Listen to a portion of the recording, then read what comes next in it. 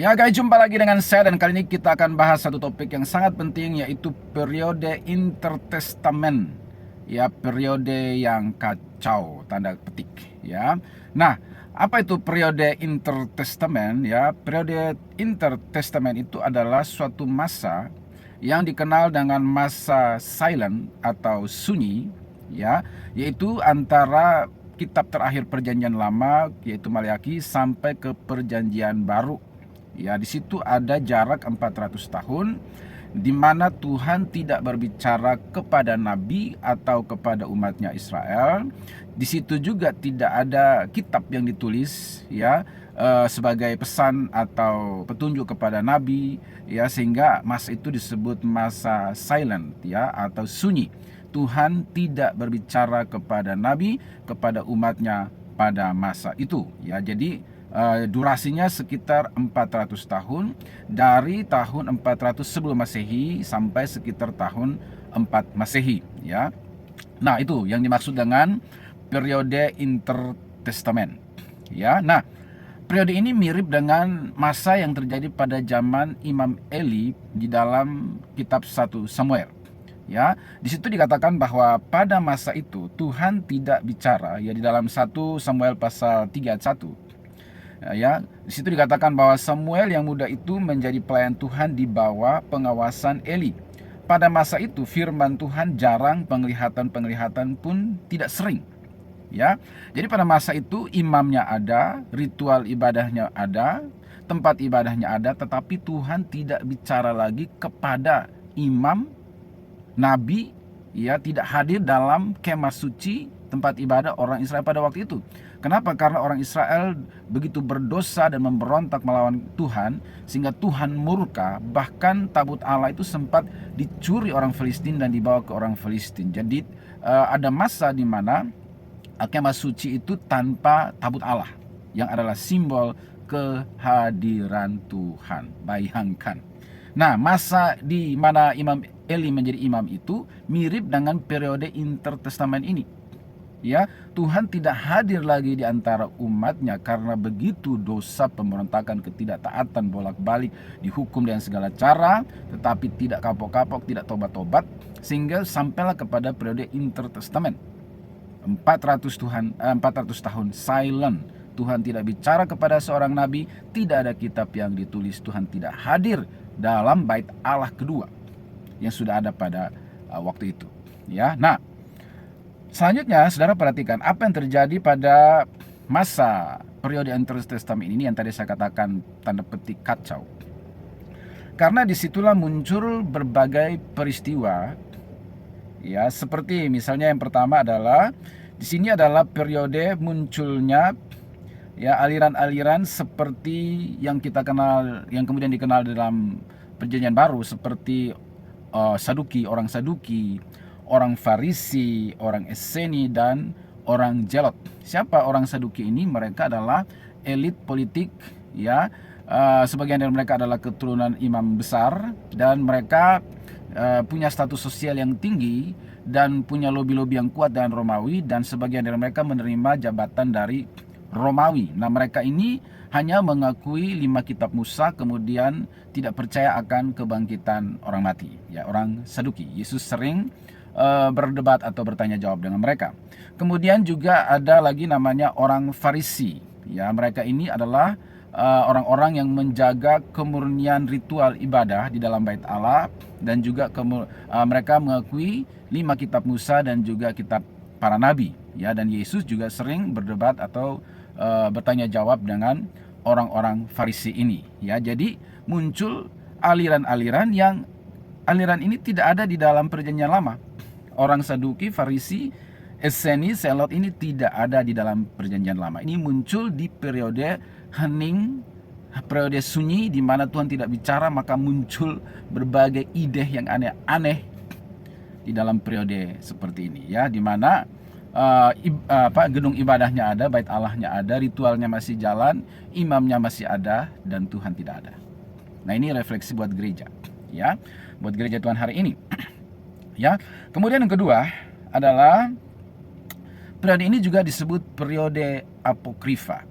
ya, munculnya kitab-kitab yang disebut kitab apokrifa yang tidak diakui atau tidak diterima dalam kanon Alkitab Yahudi dan Kristen.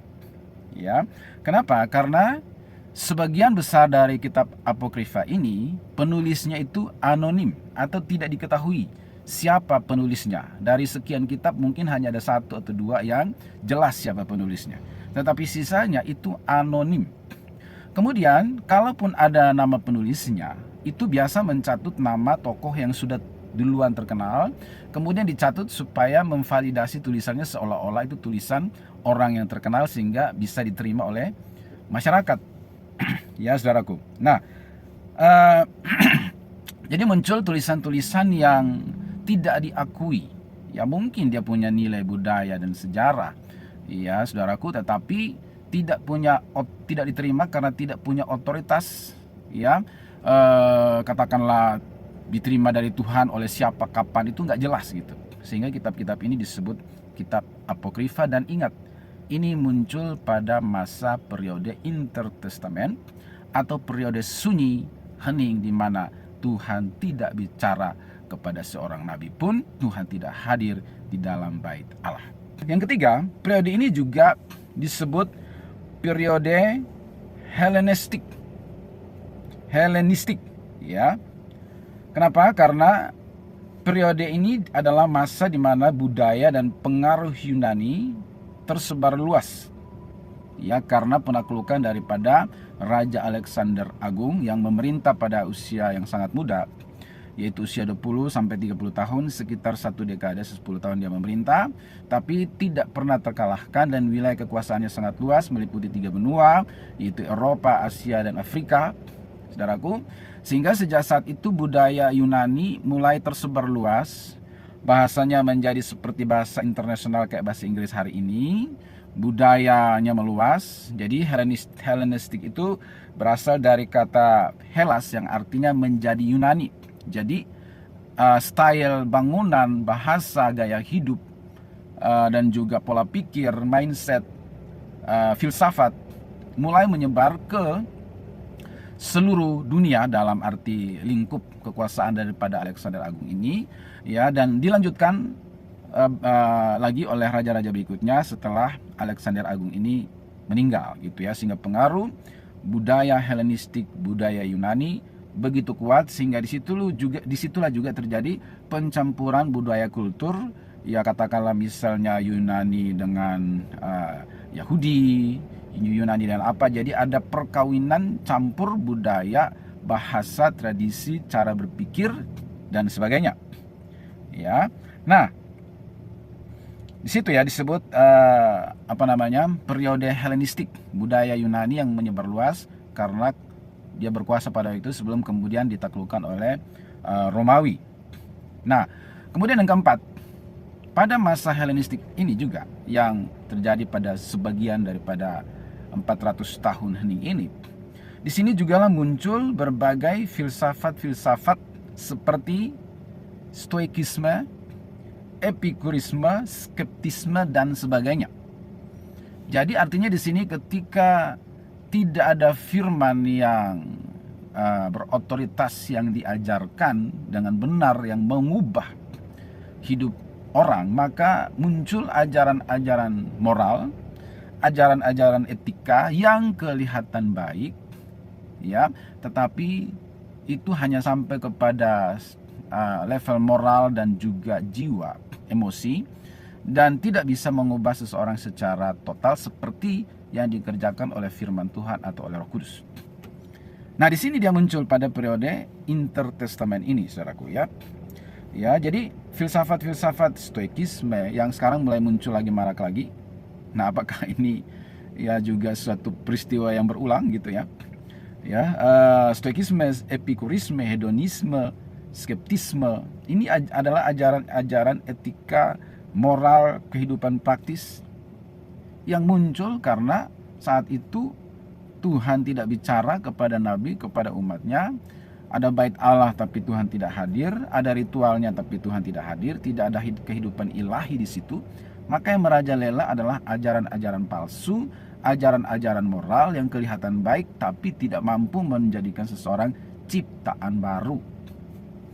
Nah, ini harus menjadi catatan gereja saat ini. Ketika gereja berhenti memberitakan firman, atau ketika gereja ada gedungnya, ada ibadahnya, jadwalnya, tetapi tidak ada Tuhan lagi di dalamnya, maka hati-hati, ajaran-ajaran moral itu akan mulai masuk ke dalam gereja atau meracuni pola pikir jemaat sehingga kelihatannya baik tetapi sudah tidak sesuai lagi dengan standar firman Tuhan. Ada kemerosotan terjadi di sana sini karena gereja kehilangan kuasanya, karena yang berotoritas dalam gereja bukan lagi Tuhan dan firman-Nya, tetapi mungkin hal-hal yang lain. Tuhan tidak hadir lagi dalam gereja. Ini bahaya. Ya, jangan sampai periode intertestament ini hadir secara diam-diam terselubung dalam gereja masa kini gitu. Ya, situasi di mana tadi saya ulangi bahwa ada ritual, ada gereja, ada gedung, ada jadwal, tapi Tuhan tidak hadir. Ya, karena mungkin pelayanan di dalamnya itu tidak melibatkan Tuhan atau lebih menonjolkan kemanusiaan, atau sudah ada mix antara kedagingan dan kemanusiaan, ya, dan tidak ada takut akan Tuhan. Kebenaran yang murni tidak diajarkan, sudah bercampur berbagai macam ajaran moral dan teologi Kristen itu campur aduk jadi mix. Nah, jangan sampai terjadi kembali secara terselubung di masa kini. Nah, kemudian yang kelima, ini kabar baiknya. Walaupun dalam keadaan kacau seperti itu, muncullah Farisi Saduki, muncullah epikurisme, stoikisme, muncullah kitab-kitab apokrifa. Namun di balik itu, ya, periode intertestament ini bukan berarti Tuhan diam total gitu ya, tidak bekerja di balik situasi itu. Di balik itu Tuhan tetap bekerja sehingga kemudian setelah 400 tahun kemudian muncullah Yohanes Pembaptis. Ya, nubuatan-nubuatan dalam perjanjian lama mulai tergenapi. Apa khotbah Yohanes Pembaptis yang pertama dan paling fenomenal dan paling terkenal? Bertobatlah kamu, ya, sebab kerajaan Allah sudah dekat. Berilah dirimu dibaptis supaya kamu menerima pengampunan dosa. Karena apa? Itu yang hilang di umat Israel pada waktu itu. Tidak ada pertobatan sejati sehingga Tuhan tidak hadir walaupun gedung ritual jadwal masih ada. Apa khotbah Yohanes Pembaptis yang pertama dan paling fenomenal dan paling terkenal? Bertobatlah kamu, ya, sebab kerajaan Allah sudah dekat. Berilah dirimu dibaptis supaya kamu menerima pengampunan dosa. Karena apa? Itu yang hilang di umat Israel pada waktu itu. Tidak ada pertobatan sejati sehingga Tuhan tidak hadir walaupun gedung ritual jadwal masih ada. Tidak ada pertobatan sejati sehingga begitu Yohanes Pembaptis muncul, apa dia bilang? Bertobatlah kamu sebab kerajaan Allah sudah dekat. Kapak sudah tersedia di pohon siap ditebang, kalau nggak tobat ditebang. Datang tentara-tentara, prajurit-prajurit, pemungut cukai, orang-orang bertobat, memberi diri dibaptis. Tuhan mulai kembali kepada umatnya ketika mereka bertobat. Jadi supaya Tuhan kembali hadir dalam gereja, maka hal pertama yang harus dilakukan oleh para hamba Tuhan, umat gerejanya adalah bertobatlah sebab kerajaan Allah sudah dekat. Bertobatlah dan berilah dirimu dibaptis. Kembalilah kepada kebenaran yang sejati, maka Tuhan akan kembali hadir di dalam baitnya, di dalam umatnya, tinggal di dalam gerejanya. Ya, jadi ini adalah masa persiapan datangnya Sang Juru Selamat. Ya, semoga periode ini menjadi warning, refleksi bagi gereja Tuhan masa kini. God bless you.